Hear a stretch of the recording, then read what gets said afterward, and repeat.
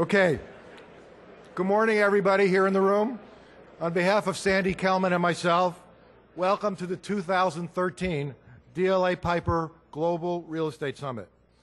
On behalf of Sandy and me, our 500 real estate lawyers around the world, and the leadership of DLA Piper who are here with us today, America's co-chair Roger Melcher, global co-chair Lee Miller, and global CEO Terry O'Malley, we welcome you to our 11th Global Real Estate Summit.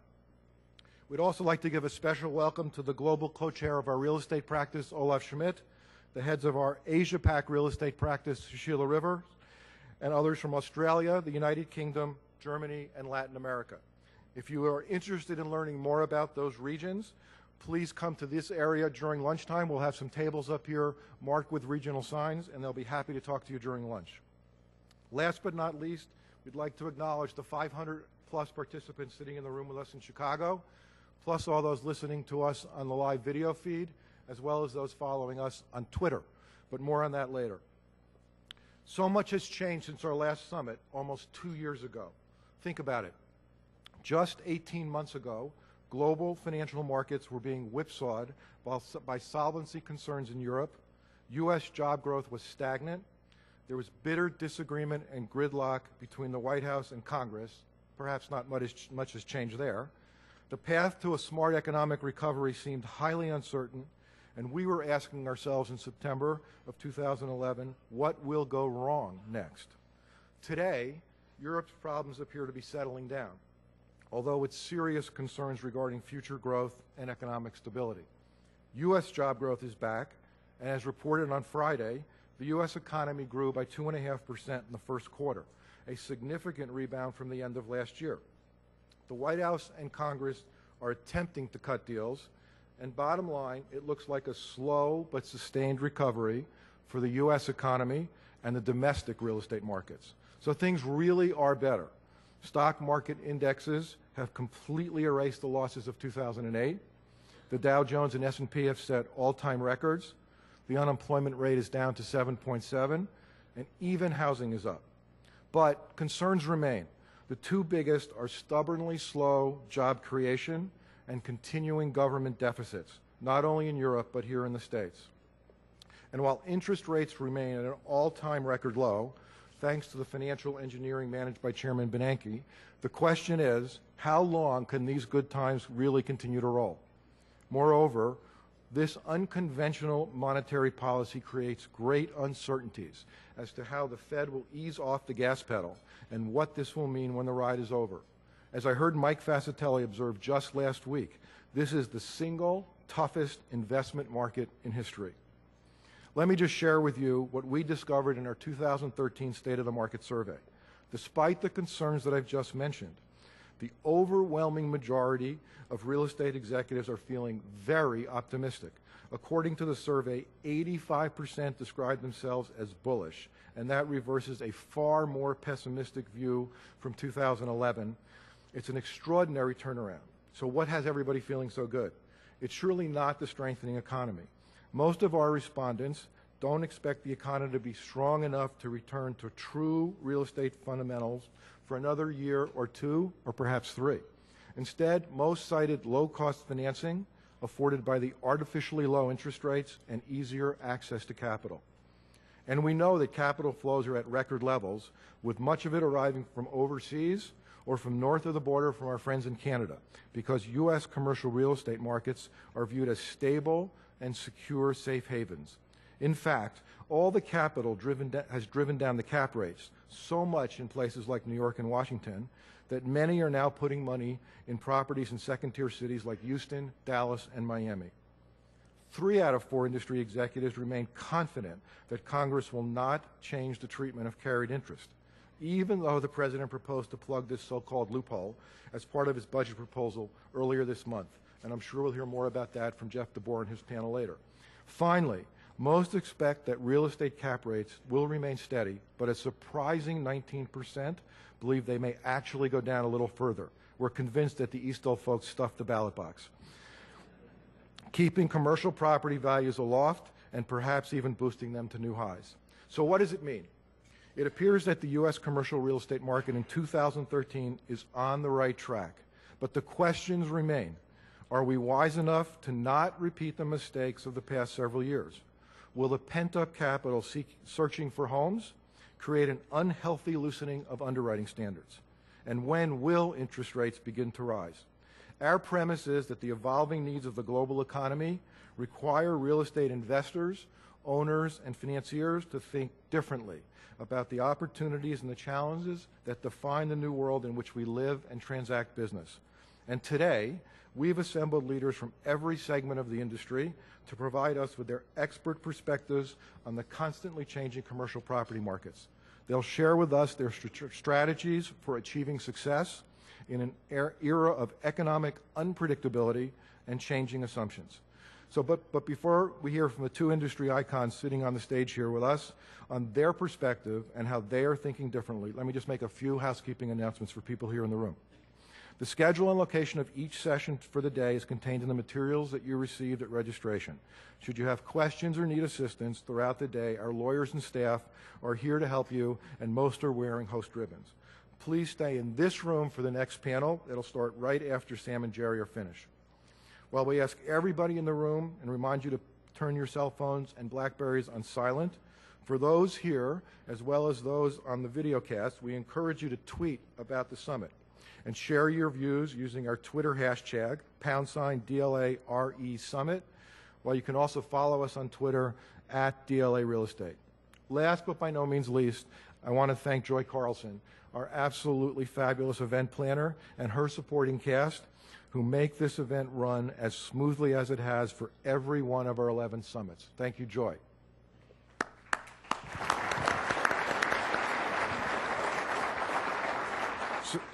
So now let me turn the microphone over to my good friend and former law partner, Peter Bino, the current Chief Operating Officer of Loop Capital, who will get us started this morning by introducing our distinguished guests. Peter's accomplishments are far, far too many to list. The highlights include Managing General Partner of the NBA's Denver Nuggets, consultant to the Atlanta Organizing Committee, and most importantly, being named on numerous lists as one of the most influential minority figures in the country on sports law and management. Without further ado, I'm happy to introduce Peter Bino.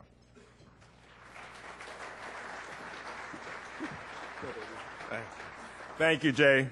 Good morning, ladies and gentlemen. I'm honored to welcome you to the first session of DLA Piper's 11th Real Estate Summit. This morning's kickoff topic, negotiating the winds of change, perspectives from the top. And when I say from the top, I mean from the top. Our panelists and moderator are three of the leading voices in the industry, and I guarantee they will provide you with a spirited, stimulating, and informative exchange of views on the state of play in the U.S. and global real estate markets. Our moderator for the third Real Estate Summit in a row is Ms. Dale Ann Reese. Dale, it's been 10 years.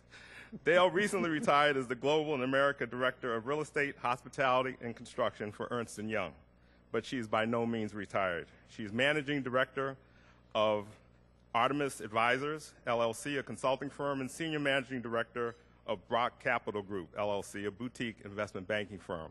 She specializes in providing a full spectrum of advisory services to real estate, REITs, and hospitality companies, and has advised publicly traded and privately held companies in all aspects of real estate development, investment, and finance. Ms. Reese holds a BS in Economics and Accounting from the Illinois Institute of Technology and an MBA in Finance and Statistics from the University of Chicago. She's also a certified public accountant. She's a director of iStar Financial Incorporated and Post Properties Incorporated. She's a trustee of the Urban Land Institute, Guttmacher Institute, and the Pension Real Estate Association Board of Directors. Please welcome Dale Reese with a warm round of applause.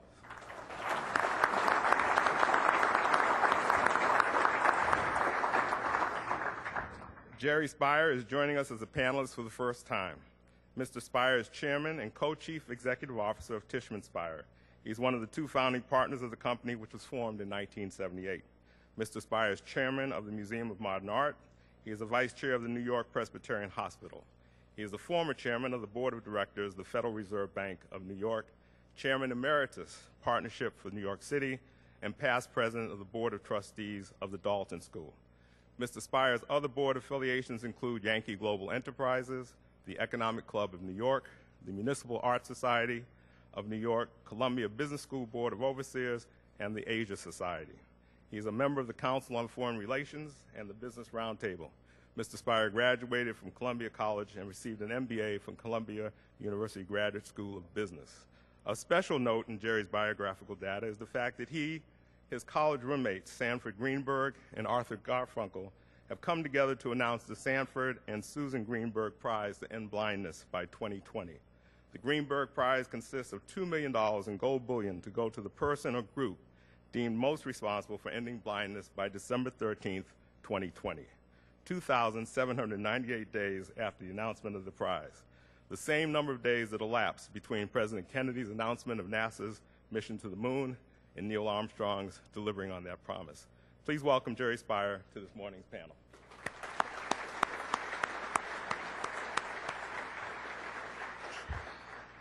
Our second panelist is a longtime friend and mentor, but more importantly, has never disappointed a DLA Real Estate Summit audience in all the years he has been a kickoff speaker. Sam needs no introduction to this audience, but I always enjoy trying to compress his extensive portfolio and good works into an introduction taking less than 2 minutes. Sam Zell is the chairman of Equity Group Investments, the private investment firm he founded more than 40 years ago. The firm's investments span industries and continents, include interests in finance, energy, transportation, communications, healthcare, and real estate. Zell is recognized as a founding father of today's public real estate industry after creating 3 of the largest REITs in history. He is founder and chairman of Equity International, a private investment firm focused on building real estate-related businesses in international emerging markets. Zell has been particularly active in bringing Equity International companies to the public markets. Sam maintains substantial interest in and is chairman of 4 other public companies listed on the New York Stock Exchange: Equity Residential, Lifestyle Properties, Covanta Holding Company, and Annixter International. Previously, Zell served as chairman for the Equity Office Properties Trust, which was sold in 2007 to the Blackstone Group for $39 billion, in one of the largest private equity transactions in history. Sam holds a BA and JD from the University of Michigan and has been very generous with his alma mater in terms of time, money, and leadership, including establishing the Zell Lurie Entrepreneurial Center. His largesse and entrepreneurial zeal have also extended to Northwestern University's Center for Risk Management and the University of Pennsylvania Wharton School, where he endowed the Samuel Zell Robert Lurie Real Estate Center. Please put your hands together for Sam Zell.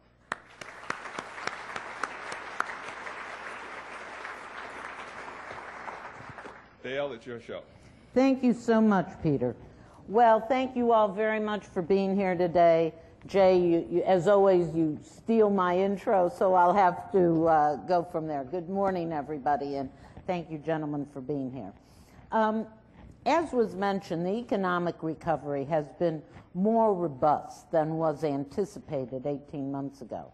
And in the U.S., there was an election that resulted in maintaining the political status quo, but there's no doubt the economic situation has improved, as evidenced by the record high achieved yesterday in the stock market, lower unemployment than we had, and corporations are beginning to spend once again in the U.S. The global economy seems to be improving, maybe, and we'll talk about that because that seems to vary region by region. The euro did survive, which some of us had some doubts about, and investors may even be interested in Greece again. So let's take the U.S. first. What do you think of the general economic climate, and where is it heading? That can be a jump ball. Sam? Yeah, I think that the 2 prognosticators that we've had this morning, Jay and you, I think the 3 of us should get up and start singing Kumbaya. I don't think that the recovery is anywhere near as dramatic. The 2.5% number you said was dramatically less than forecast, which was 3.2. You know, we're talking about, it's better. I mean, leprosy is better than cancer. But we are a long, long way from the kind of utopia that Jay was referring to, unless, since I saw him last, he joined the Obama administration. Now, if that's the case, That sounded just like another one of those idiots that gets sent up to, put out the president's line. But the reality is we are dealing with, and it was captured yesterday in a large article in the Wall Street Journal, and it talked about the costs of uncertainty. The costs of uncertainty to this economy are truly enormous. And until we get back some degree of certainty, I think we're going to have the same issues over and over again. We've had 3 years in a row of kind of a robust beginning and then a flattening out by, May 1st. Guess what's happening this year? Same thing, okay? We're seeing a slowdown in the United States. Why? I don't know why, but let me give you a hypothetical. You're operating a company. First of the year, everybody's optimistic. Everybody starts going. Things get a little better. And then you reach the point about March 31st where you have a choice. Do you expand and commit, or do you sit there and see what happens? I think the majority of decision makers are sitting there and saying, let's see what happens. Corporate cash reserves are at all-time high. That's the biggest indictment of confidence as anything you could imagine. So I guess all I would say to you is, and of course you mentioned the stock market, and I wonder how different the stock market is today than the housing market was in 2006. I mean, you walk around and everybody says, oh my God, you better get in before it's too late. It's going to just totally pass you by. Doesn't this sound like the housing market of 06? You better get something. You get in on the ladder. Get anything. Anything. Just you got to have some, assets in that space. So I think it'd be wonderful. I hope, Jay, everything you said is true. And I also have a bridge to sell you if you need something to do.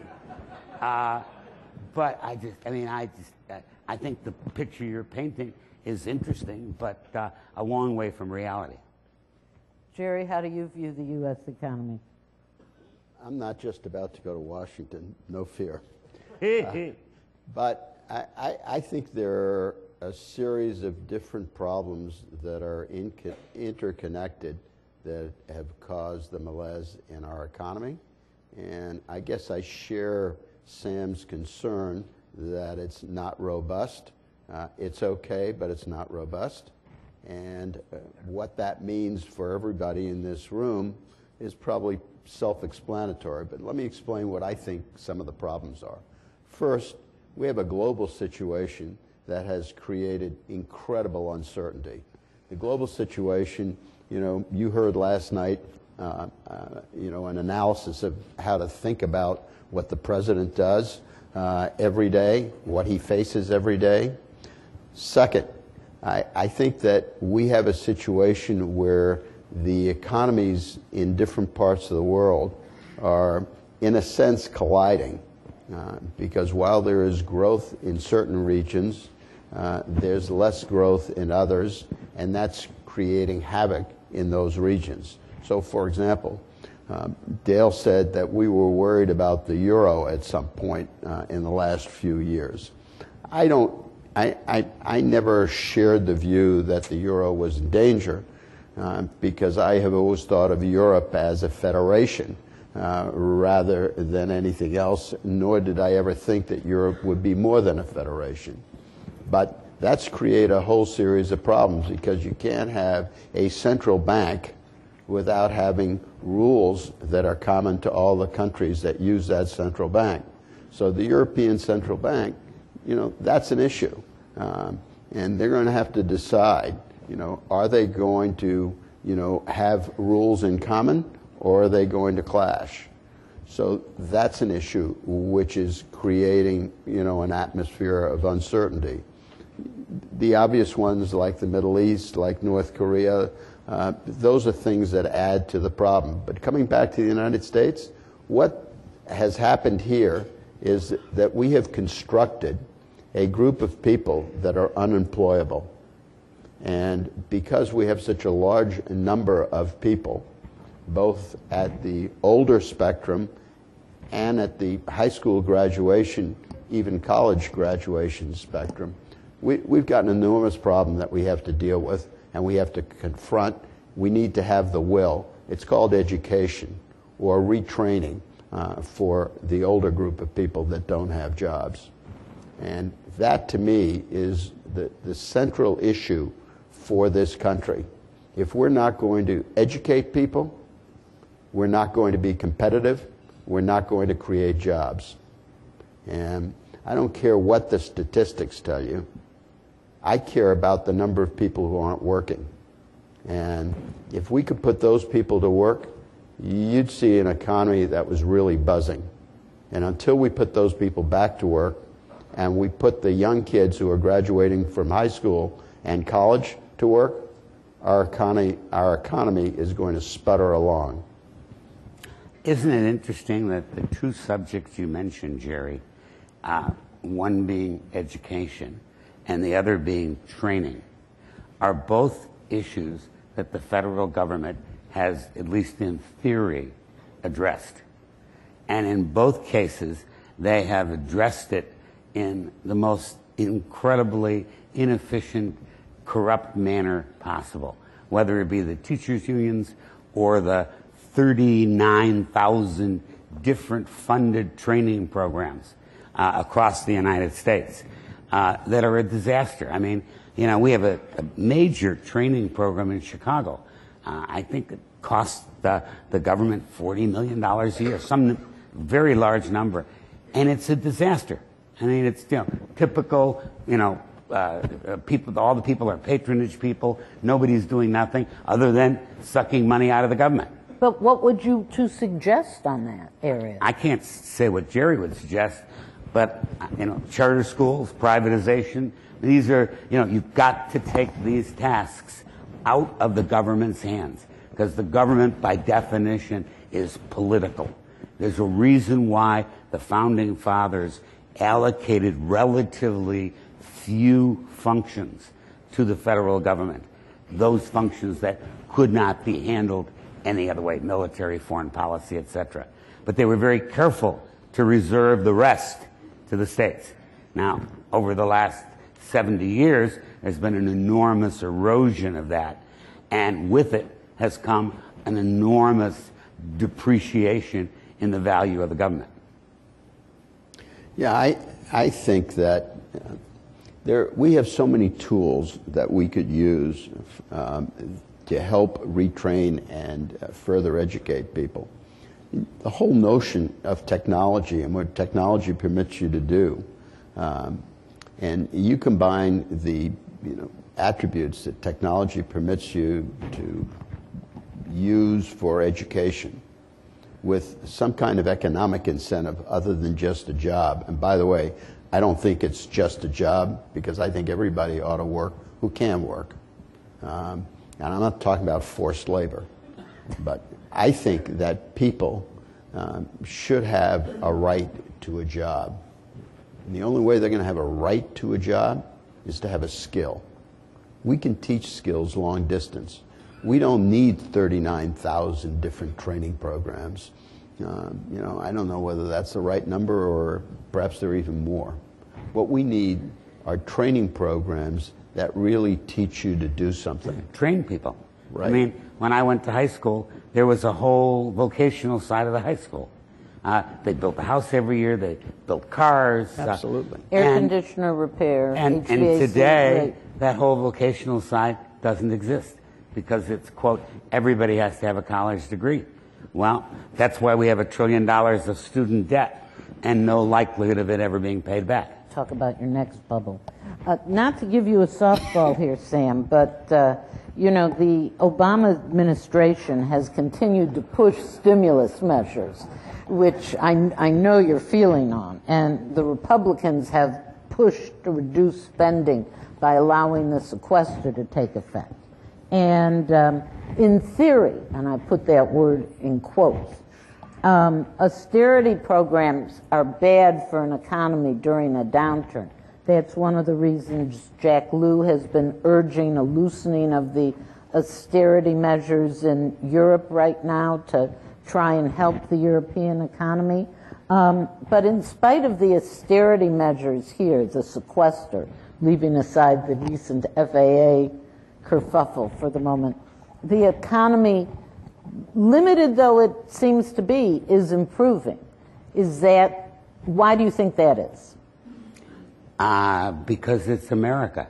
As I said, it was a softball. Well, because it's America. Because, we have such greater optionality and we're so much more flexible than the rest of the world, and particularly Europe. I mean, there was an article in today's newspaper, I think it was in the New York Times. Yesterday, Greece passed the legislation necessary to get the next bailout, okay? They've committed by the end of 2015 to reduce public employment by 150,000, okay? They're going to take out 150,000, workers who work for the state. So in order to get this next 2.6 trillion, or whatever the number is, they passed a law yesterday to eliminate 10,000 jobs at the end of 2013 and another 15,000 jobs at the end of 2014. So that means that if they do that, there'll only be 125,000 jobs to eliminate in 2015.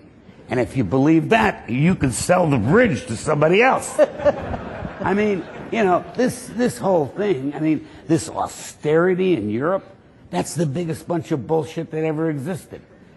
Unless you want to call what was there before a cornucopia, okay? There's, what we're really dealing with is discipline, and it's an issue worldwide. And I think that, when you look at the world and you look at the headwinds, Iran, Israel, Syria, dramatic slowing in China, the China-Japanese island issues, North Korea. The world is full of headwinds, any one of which could cause significant economic derailment. And I just think that, the U.S. today is probably the strongest economy in the world. And certainly, I was in Mexico last week, and I never thought I would hear this.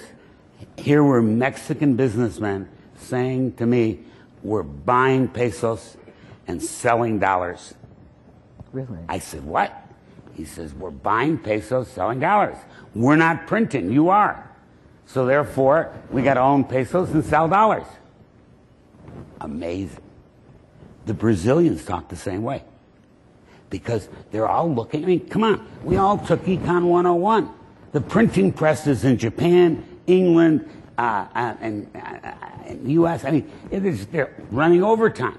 Where is all this money going to go other than the stock market? Inflation? Yeah, but inflation won't make the money go away. No, but it'll make the use of it such that it takes many more dollars to buy your traditional loaf of bread. So is our next president going to be named Weimar? Well, we all have a lot of wheelbarrows then. We'll buy the wheelbarrows to buy the loaf of bread. You'll need them. Right. See, I'm a little more optimistic about... That's a big stretch. I think that Sam and I probably start in the same place, that the U.S. is a great country and a can-do place. And I think that you all remember that movie, I think it was called Network, where the guy says, get out there and say, God damn it, I won't take it anymore. And all of a sudden, 7 o'clock at night, everybody opens the windows, God damn it, I won't take it anymore. Well, I think that's what's happening all over America. I get to go to different places around the country, and the pulse of the country has changed dramatically.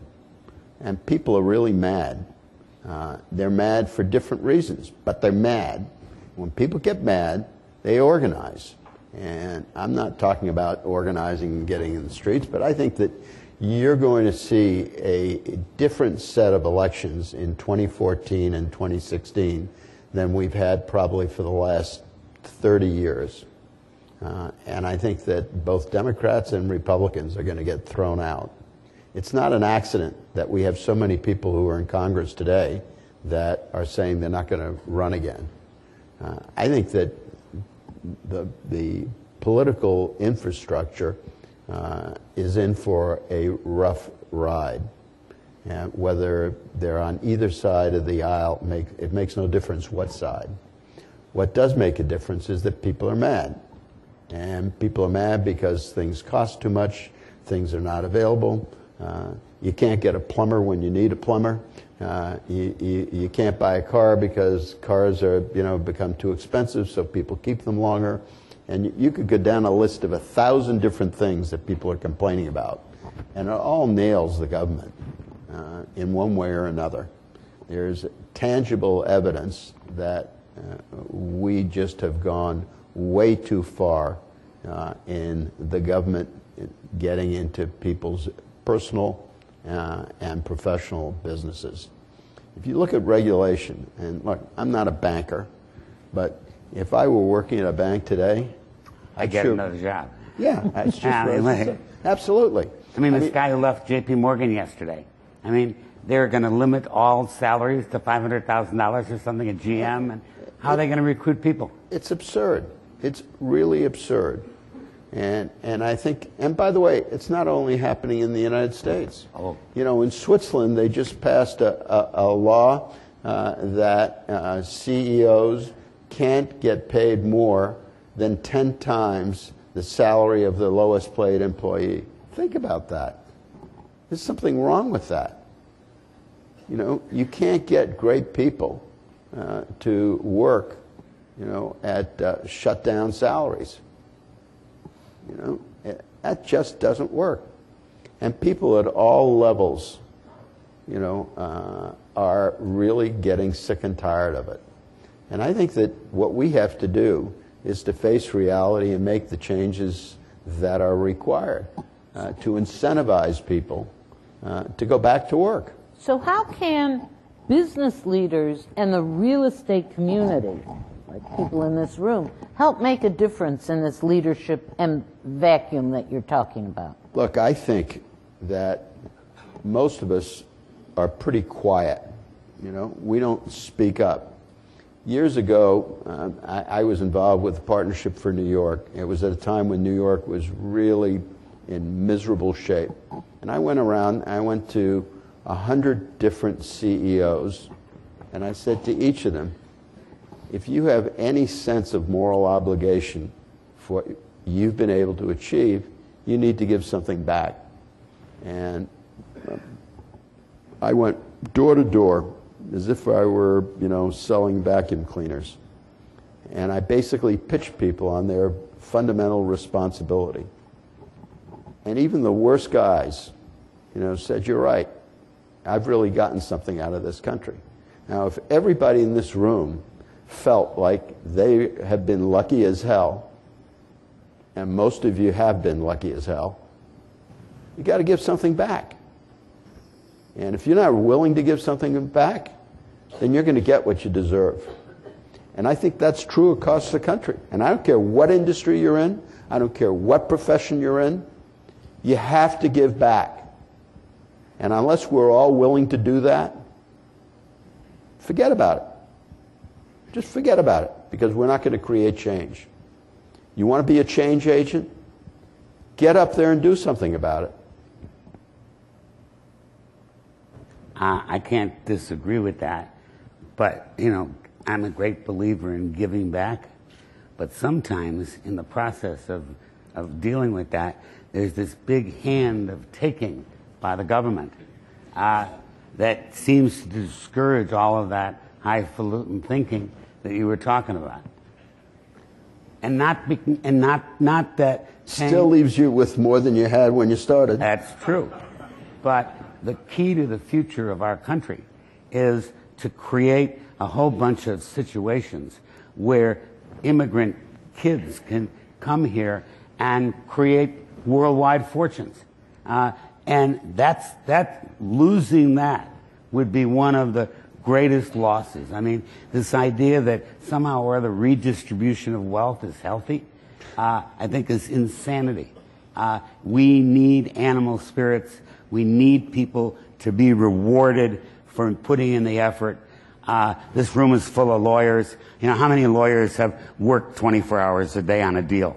I'm a lawyer by training, but I've been involved, you know, overnight. And, you know, what the hell are we doing working like that if not for the incentives and what it means?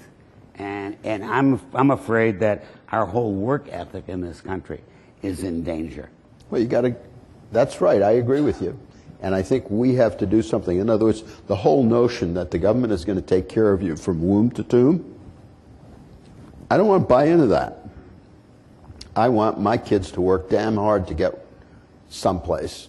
I want them to realize that working hard is what you need to succeed, no matter how you define succeeding, whether you're a good teacher or whether you're a good business person or a great doc.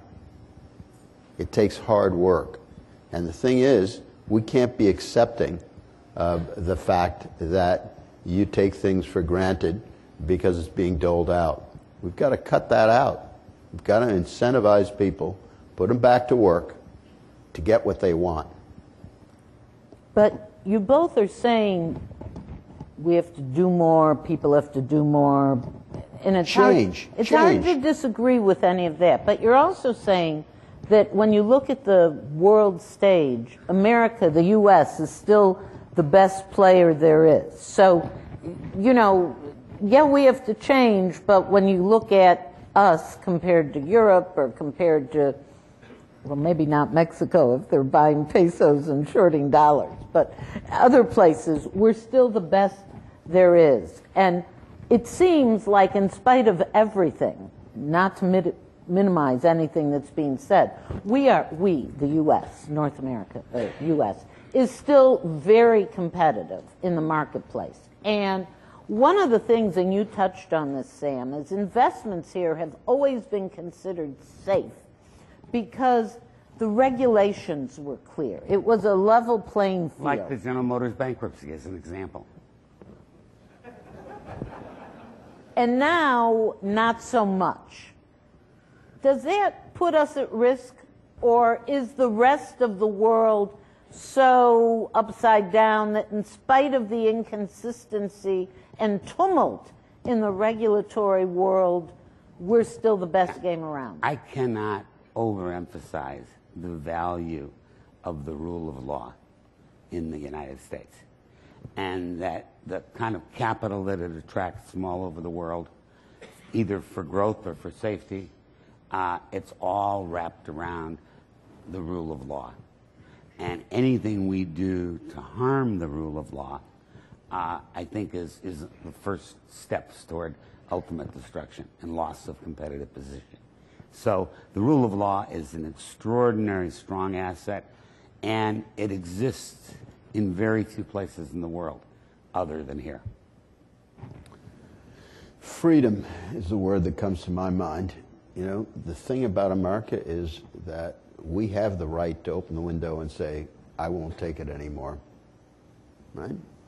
We know that we're protected by the rule of law, as Sam says, and I agree with that 100%. But we're getting close to abusing some of that, and that's what worries me. And the founding fathers created a republic, not a democracy. Or a federation. Democracy and anarchy are very, very close. And I think we're seeing how close they are. Jerry, you talked about the political situation and the possibility of a lot of people getting voted out. What do you think about gridlock in Washington and the state of the sequester and the fact that we can't even get judicial appointments through? I mean, something as relatively simple as filling judicial appointments, though nothing is simple in Washington these days, because of the state of gridlock. Well, but let's talk about what are the rules, okay? You have a court ruling that says that the interim appointments were illegal. The court ruled it, okay? How do you get comity in Congress when you have a president who is pushing the edges in arenas that nobody's ever pushed before. When, Harry Reid, not so long ago, was on the other side of that issue, screaming, the Senate makes the rules and everybody else has to live by anything that's defined as Senate rules. And now he's on the other side, pushing the other way. But ultimately, that creates uncertainty. But isn't that all an attempt just to move things through? I mean, if the House and the Senate approved appointments or acted on appointments or acted on budgets, don't you think the administration would avoid pushing the edges so much? Excuse me, are you suggesting that the end justifies the means? I don't think you want to believe that, and you don't certainly want to live in a country that's run on the thesis that the end justifies the means. We have rules, and we have rules to give everybody certainty, protection, and the ability to predict the future. And when you, in effect, challenge those rules, your ability to predict the future goes down, and when you can't predict the future, you don't take risk. It's really interesting that we're talking all about, global issues and political issues and difficulties in the United States. And, we got at this because we're in the real estate business. We're going to get there, Jared. Don't worry. No. Just hang on a second. The point that I'm trying to make is that we're talking about it as it relates to, why aren't we building new buildings all over the United States? The question, I think is driven for us by the things we've been talking about. But if you look at the other industries in America, some of them are doing better. Some of them, are showing better profits because they've done a great job in terms of reining in expenses and trading technology instead of, buying technology and letting people go. What we're seeing here is a revolution of sorts that's affecting every business. And the consequence of that is partly political, but also, a major and significant inflection point in what America produces. And how you think about production in America, I think many of us have to change how we think about that because we don't do the same things as we used to do. So the Henry Fords, the Carnegies, the Rockefellers, et cetera, all those people did great things for America. They industrialized America in some sense, right? Well, there are people that are doing the same thing, but it doesn't involve the employment of people, which we're all dependent, right? And instead, it's basically knocking people out of the box that they've been in. But that doesn't mean that they have to be knocked out of the economic potential in this country. There are lots of ways of making money in this country. And, it's the little kids, who put up, a fruit box and sell lemonade that are going to be the entrepreneurs. You have to think differently. You have to be able to, get up and think about what you can do instead of what you did do. And thinking forward, not backwards, I think is going to be an important ingredient in changing the direction of business in America. And we can't rely on what we had. I love the story, some of you probably own shopping centers. And I heard Terry Lundgren, who's the CEO of Macy's, talk about Macy's, right? And talking about how people, have changed in part their shopping habits. Sure, they go to malls because they want to be entertained and all that. But meanwhile, he's taken, a third of many of his stores and basically turned them into warehouses to accommodate the needs of their internet business. Now, that's being an entrepreneur. That's thinking out of the box. I've got a long-term lease. I'm on the hook. I can't get out of the lease. Well, what am I going to do with the space? If everybody in this country were thinking as entrepreneurially as Terry did in thinking about Macy's and the internet and their new business, we'd be driving an economy that showed a hell of a lot more than 2.5% growth. We just can't give up. We got to get up and do something about it. Let me go ahead, Right? Sam. I don't disagree, obviously. Go ahead. Let me ask something that affects everybody in this room and that transitions from a global perspective to real estate a little bit. And let's talk about interest rates and the debt a little bit, because those two are a good transition from the global and political scene to real estate.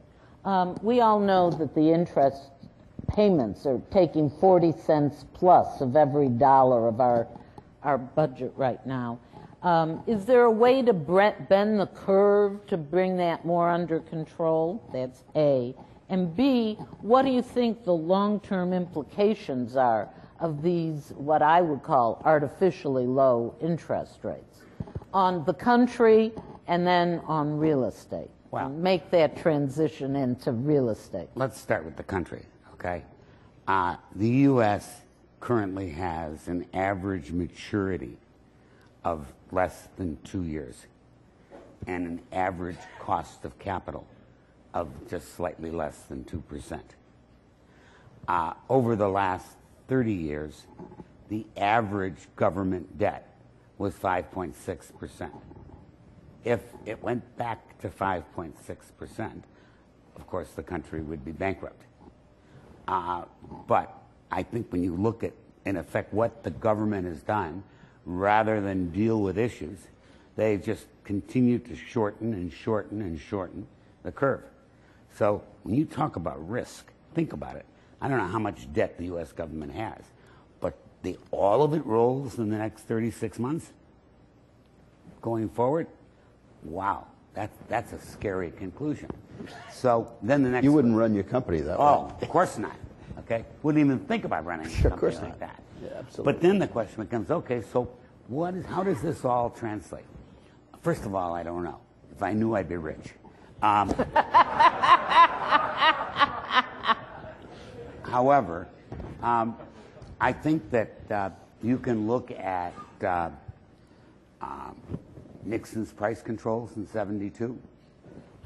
He put them on for 2 years, and then 3.5 years later, we had wild inflation. Do I think we're going to have inflation here? More and more, I don't understand how we can't. When this whole thing started 5 years ago, my first concern was currency wars. And unfortunately, I think we're approaching currency wars. And when you approach currency wars, you start adding all kinds of additional risks. For example, how long is China going to let Japan dramatically change its competitive position by devaluing the yen? This is the kind of thing that wars get started over. In the same manner, England versus the euro. And what does that mean? And then the first time, in Cyprus, when they confiscate, I think these are all signs of a very unstable scenario. And I guess, my answer on interest rates is you go out as long as you possibly can at the lowest possible rate. But length is more important than rate, in my opinion. I'd for sure pay materially more for 10 years than for 5 years. But overall, there's this one inherent issue in the real estate world, and that is that there's an awful lot of debt that was underwritten in very, very low interest rates that is going to come due. And it's not like interest rates are going to be 10%. They only need to be 4% in order to create significant havoc going forward. And so as this stuff rolls over and we just can't, I don't think we can maintain the kind of docile interest rates forever. We're only, running a deficit of $1 trillion a year at the moment. So, it's very hard not to see interest rates going up in the future and for that to be a destabilizing factor. There's a correlation between the speed with which it happens. will be an increase in instability. So if it could happen very slowly over a long period of time, that obviously would be the optimum choice. History says we're not so good at. There's a body of thought that says it's going to be a very sharp. The body of thought is that something happens, something. I don't know what the something is, but something happens and it changes perceptions, and all of a sudden the price of capital changes, and that would be the way the whole world is dependent on low cost of capital today. That would be a significant disaster. Now, I think you stated the case beautifully. And what's really interesting is that explains why America's companies have $3 trillion on their balance sheets. Mm-hmm. Right? Sure. It's the uncertainty and it's the fear of making a mistake that's irreparable. And when you're in that kind of climate, you're in paralysis. And that explains better, I think, than anything any of us could say about the lack of growth in the economy. You take Econ 101, as Sam said, it's simple. It's not complicated. People aren't spending. They're not spending, at any level of the country. And, whether it's a $50,000 a year family or whether it's, a mega company. But for the first time, Jerry, in 2009, all of the levels got hurt. In other words, the super rich got slaughtered, the very poor got slaughtered, and everybody in between. And the big issue in 08, 09, and 010 wasn't a question of how much it cost. It was totally a question of availability. Mm-hmm. That's a really scary scenario. And that's in the forefront of everybody's mind as they make capital allocation decisions today. Absolutely. So, in spite of all this, both of you have a real history. Actually, you've both been pioneers, probably more so than anybody I can think of, as global investors in real estate.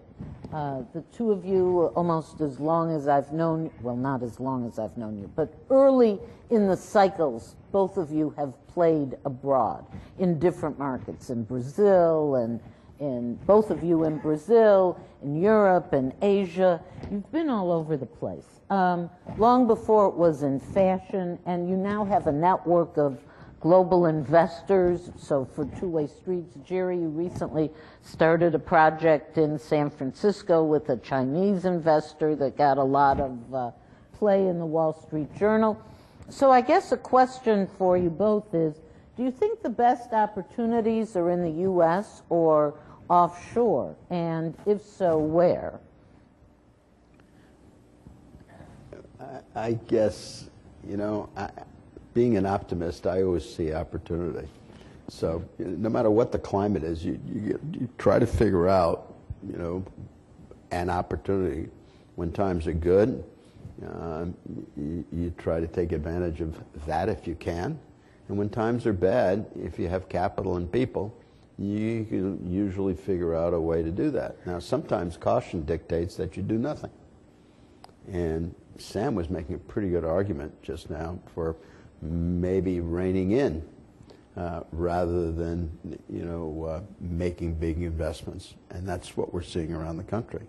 But I think, look, there's always a way to make money. Sam's demonstrated that you can make money in things other than real estate. I mean, he's been an incredibly successful investor in a lot of different things.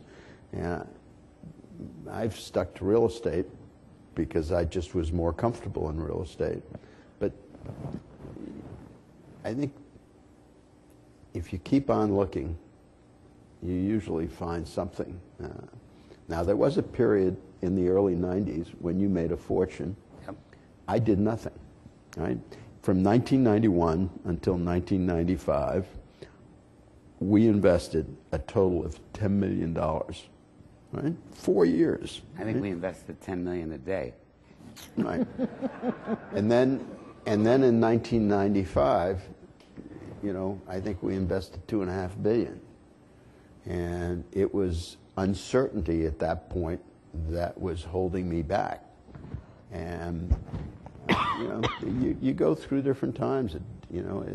A lot of it is just as much intuitive as it is intellectual. I always tell people that in our industry, in real estate, it's a little bit of the arithmetic and it's a little bit of art, and there are no rules. They're just, a lot of it is just plain old common sense. But arithmetic and art are all connected. So when you pose the question of domestic versus foreign investment in real estate, it really comes down to what's the arbitrage? What are you getting paid to go overseas? Now, part of what happened in '07 was some of the emerging markets got so hot, India, Brazil, etc., that effectively the arbitrage disappeared. In other words, you got, actually in some cases, you got a lower rate of return in India than you did in the United States. And in one place you have a rule of law, and in another place you have a law of rules or something. I don't know what you have in India. I'm not going to be around by the time the first case gets resolved in anything I'm involved in. It's 20 years for justice of some kind. So I think you're constantly looking at it. It's no different than look at the shopping center business. Basically we've had a Darwinian process. The big regional malls have become destinations. The locals continue to service the locals, and all of those guys in between, power centers, 500,000 square foot malls, covered malls, etc., are just disappearing. And the biggest risk we have is there aren't enough churches to fill all the vacant retail. So I think you're constantly, in other words, Jerry is an allocator of capital. I'm an allocator of capital. We're constantly weighing and judging, and then in the end, you add the special sauce, which is your gut or your instinct or your, what all of the accumulated experience says.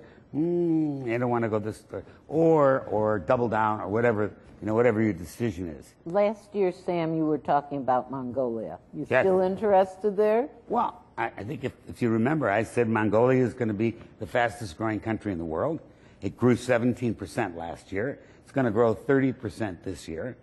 But it's only got 3.6 million people, so there's no scale. So it's something to watch, but there's nothing you can do there. Do either of you find interest in Asia right now? Yeah. Me less than your head shaking. I just came back. I was in China on Friday or Thursday. I think that one of the key premises of my investment philosophy has always been to go where money is in short supply. When we first went to Asia, money was very short supply, and the transactions reflected it. I think today there is no shortage of capital in Asia, and therefore I think that the kinds of transactions that we're seeing are not attractive enough to undertake the pain and suffering of literally going to Asia. Now, everybody's got different skills, different talents, and you got to make these kinds of assessments based on what your skills really are. But Asia's slowing, China's slowing. You got two giant issues in Asia: demographics and pollution, both of which the governments seem incapable of dealing with. And I don't know what happens in Japan, but the perfect storm is no immigration and no production, Right. no propagation, and that's what's happening in Japan. When I went to China for the first time in 1987, my guides were all people who had been subject to the Cultural Revolution.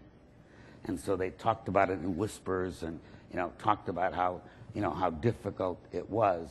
But they came out of it and looked to the future. And the one thing they kept talking about was unrest, that the density of China is such that every leader's number one worry is unrest. They've used the financing system to basically bribe the population to make all this progress. Everything is fine, except when I was in Beijing on Thursday, I met 5 different people who, in the course of the conversation, explained they were moving their kids to London, they were moving their kids to somewhere else, that in effect, that they just said, these are young people, their lungs are being developed, this is cancerous. I mean, when I landed in Beijing, the particle count was 240. 40 is the standard here in the United States. You can't go over 240. Last month it was 740. This is the unrest issue. More than anything, they can shoot people, they can, do all the stuff that, that a non-democratic government does. But if they can't keep the air clean, you're talking about a major, major uprising. I'm an optimist. How about your foreign investment? Where are you building office buildings? I see China quite differently. And so let me talk a little bit about the theory of what we've called the BRIC countries for a long time, right? I don't know that this is right, but at least it's what I think with respect to China first. China is a maturing economy. It's not a developing economy. There's a vast difference between being one or the other. And I think the whole notion of, a developing country or a maturing country has a different payback. And it is true that it's hard to do business in places that are far away because jet lag is real. And so you have to decide whether you want to create a local business and, in effect, be local with international overview. I don't believe in franchises. I don't like franchises. I don't think they work.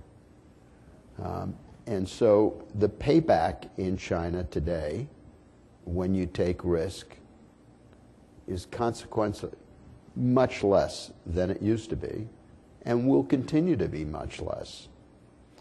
And there are plenty of people who live in Asia, whether they live in Hong Kong or Singapore or Malaysia or any place else, that are more than happy to invest their capital at much lower returns than most foreigners are willing to do, because foreigners think of the risk in China in a different way. And unless you're prepared to accept, the way people think in Asia about capital and use local capital accordingly, it's hard to do business there.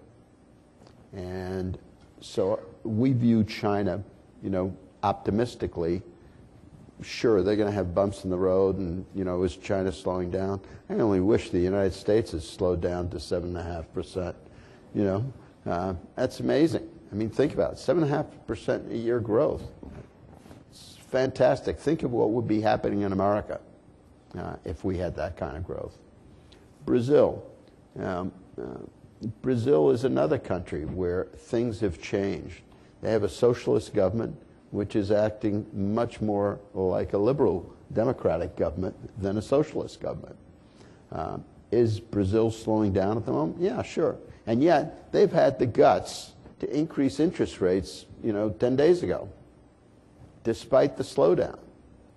Now, that's a government, that really has its stuff together. And they're going to protect the real. because they understand that if their currency, goes down the sewer, so will the country. They've had the experience. I think India is a different kind of problem. Where do you start? I was going to say the rule of law is a pretty good place to start. Right? Here's a perfect example of a country that should be doing brilliantly and should be growing in a really brilliant fashion, but it is really its own worst enemy. And first of all, the country is like working in 30 different places. There are 30 states, and each of them, in effect, is a franchise. And they've got their own laws, and they differ one from the other. And it's brutal to work there, partly because of the bureaucracy, and partly because everything changes from one place to another. There are an enormous number of people, 1,100,000,000 people. That's an incredible statement in terms of the consumer force. And they've gone from having 10 million people in the middle class to having 250 million people in what they call the aspirational class, which is like a middle class. So it's got all the demographics and everything is going in the right direction. But they're all screwed up. They're their own worst enemies. Someday, and Sam's right, neither of us are going to be there to enjoy it. But, someday India is going to be a great place to invest. Well, we have a lot of domestic investors in this room, and somebody will throw a tomato at me if I don't at least ask the question, which is there's still some assets available in the U.S., available below replacement cost. Is this a golden age for real estate investing here? And what domestic opportunities in real estate do you like now? What property types and what markets? What themes are you executing? Are values high or low here in the U.S. right now? In terms of leverage and the cost of leverage, this is the cheapest cost of capital since the 50s. I mean, I think after World War II, I remember a guy telling me he used to go knocking on doors asking people to take mortgages at 2%. So for sure it's a golden age from cost of capital perspective. It's not a golden age from a demand perspective. I think that the country is bifurcating. You see 24/7 cities continuing to grow, continuing to attract a disproportionate amount of the population, of the young, aspirant population, and I think we're going to have more and more haves and have-nots, and that doesn't mean that in other words, Minneapolis is not a 24/7 city, but it's a vibrant, terrific city. I mean, no issue. There's a lot of other cities that aren't, and so I think that you got to look at where the people want to go, where do they want to live, where is their demand, and how has the changed demographic and locational changed everything. I mean, think about the fact that Motorola in 1965 built this huge facility, campus, northwest of Chicago, about 35 miles. At that time, all of their new employees were engineers, usually married by the time they graduated from college, some with kids. They all bought houses in Ticky-Tackyville and drove 5 miles to the Motorola plant. 6 years ago, Motorola came and leased 200,000 square feet downtown. At the time, that campus was 40% vacant. They could not attract employees to go out there. And the only way that they could attract employees was to locate in the city. And I think you're seeing that all over the country.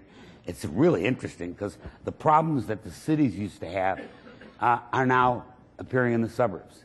So violence and all the issues that were part of ghettos are now suburban ghettos. As the city of Chicago, they just did a study, I think it's 88% gentrified now, or 85% gentrified. That's staggering. It's a staggering, result. Look what's happening in Brooklyn and New York. I mean, it's just unbelievable what's happened. But effectively, it's being turned upside down, and suburbia and exurbia are dramatically being affected, as are the cities. And I guess as a thesis, I like 24/7 cities in the U.S. I think that's where the demand, that's where whatever demand there is. I think the demand on the multifamily side is and continues to be terrific. I think all this conversation about the recovery in the single-family homes going to decrease demand for multifamily. Well, maybe in Dallas, maybe in Houston, maybe in Atlanta, where it's easy to build stuff, and they will compete with the houses. New York, San Francisco, Los Angeles, it makes no, Boston, Washington, that concept makes no sense whatsoever. I think on the retail side, you've got the obsolescence issue that I mentioned before. I think the office space issue is a whole different issue, and probably one you and I may disagree on. In 1981, I went to Hong Kong. I went to visit a friend, and I went into his office. I couldn't believe what I saw. The people were piled on top of everybody, 90 square feet per employee. And I knew that we had 240 or 50 per employee. And I kept waiting for it to change, and it didn't, because financing kept coming along that would allow the creation of these larger spaces. I believe that 75% of all of the new releases across the United States in the last 4 years have been for less space than the tenant previously occupied. And I think you're seeing a reduction in demand across the board, just as you're seeing law firms changing, and they're no longer, they're basically keeping the rainmakers and saying, we can, if we need to, we can always contract out to get somebody else, but we don't need 40 or 50 young associates. It doesn't make sense. And I think the same thing is happening in that arena. I think the hospitality suite side of the business is pretty healthy, but all of it is impacted by the fact that we haven't built anything since '07. Right. I mean, think about that. 6 years we have built, and why aren't people living in the streets if we haven't built anything? Why aren't, why isn't your office on Fifth Avenue on the ground? Because there's no space. And yet there's lots of space. There's lots of space in New York. There's lots of space in every market in the country. I don't think there's an office market that's less than 7 or 8% vacant, if that good. So I think overall the real estate market is in okay shape. It for sure is in okay shape because nothing's been built. Golden age, a little extreme. Jerry? The first thing that came to my mind was, does Microsoft tell Google? And, I'm thinking, who's going to say what and how much of a lie is it going to be? So I personally, think that Sam's got it exactly right, and I agree with everything that he said. The good thing that's happened in America for real estate is that there hasn't been a lot of new production. If there were new production, it would be a mess, despite the low interest rates. I also think that we're seeing a lot of renovation. Change of use and all of that's good. I read someplace that some high school was converted into a home for the aged. I read someplace else that a hospital was built in an old age home, and so reuse of different sorts is taking place all over the country, and people are making money by being creative in how they think about what's there. But golden age, All right, so gentlemen, I have 2 quick closing questions, one for each of you, because I'm getting the high sign from Jay over there. So Jerry, some of us have had the fabulous opportunity of being in your home and seeing your incredible art collection, and we know from your bio your role in the art world. So my closing question for you is, where's the biggest opportunity for appreciation right now, art or real estate? Choose your poison. I think real estate is a great way to produce the economics that afford you the opportunity to buy art. So diplomatic. And Sam, those of us who've heard you over the years have heard you say for a number of years, come clean by 2013. And voila, here we are in 2013. We've been what clean say today. you now? I think that I said that in response to the pretend and extend thesis of 07, 8, and 9. I think that generally speaking, that has been the case, except in the single-family market and except in the office market. I think the office market is still no more than 20% solved. We still have a lot of zombie owners. And I think the single-family market has become, to a large extent, artificial. And I wouldn't rely on it particularly. But I think that's the best way I could answer your question. All right. Well, everybody, let's thank our fabulous speakers today. They were just great. Thank you so much. Thank you, Dale. Sorry, Thank you, Sam. Thank you, Jerry. Thank you, Dale, for moderating that terrific session. Stay put. The second session will start in the next 10 minutes as soon as we get the room reset. Thanks, everybody.